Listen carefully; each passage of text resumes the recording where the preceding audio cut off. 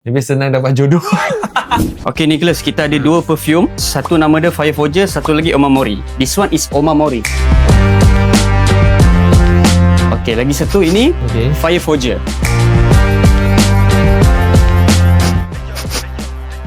Saya akan pilih Omamori. Tahu ni benda ikut orang lah. Kalau I kurang suka sikit lah. Tapi yang ni I rasa lebih senang dapat jodoh.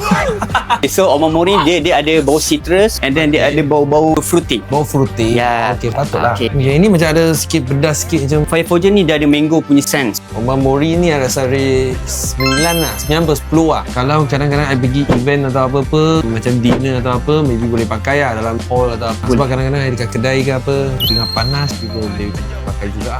Yang ni kalau bagi saya I rasa 6 lah. 6 per 10 lah. Sebab I kurang minat. Bukan sebab dia tak bagus lah. Mungkin sebab I kurang minat dengan bau macam ni lah. Depends pada orang lah.